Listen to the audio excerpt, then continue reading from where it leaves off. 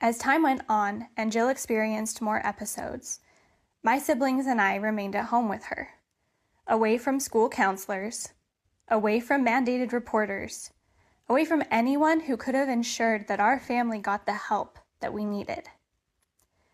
When we were taken into a neighbor's home for a few hours on occasion, we were placed in front of a TV and offered minimal consolation. Hugs were given if we were especially upset. But I vividly remember being told that I shouldn't cry because that would make my mom sad. About 2 months ago, my parents and 3 of my brothers were interviewed on a podcast. In the episode, the family recounted their chilling survival of SRA, or satanic ritual abuse. They told Jill's story. I appreciate that they were given a platform to speak, because as I was growing up, I remember them trying to share Jill's experiences with trusted individuals, but many times they were met with dismissal. My concern about my parents going public, though, stems from what is missing from the story that has been published on the internet.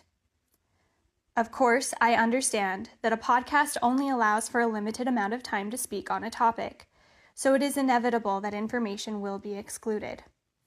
But with the nature of the topic covered in the episode, I strongly believe that more attention should have been focused on the way being raised by a survivor of abuse resulted in neglect and harm for the children in that family. I also believe that the host should not have interviewed the Butt family on their show in the first place if that was not a conversation they were equipped to have.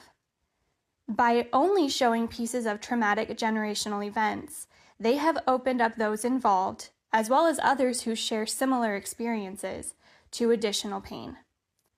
Furthermore, by mentioning my efforts to speak out, yet only recognizing the part in which I confirmed that abuse occurred in my family, they are showing an unwillingness to listen to anyone whose stories are not sensational enough to fit their narrative. I began speaking out because I was concerned that my parents were being exploited by aggressive figures with loud voices and large platforms, and that concern has only strengthened over the past weeks. In my opinion, people like those who have been interviewing Jill and Michael are not taking actions that will truly help victims and survivors of abuse, and are in fact perpetrating abusive cycles by discouraging or silencing others who are intimately involved in these stories.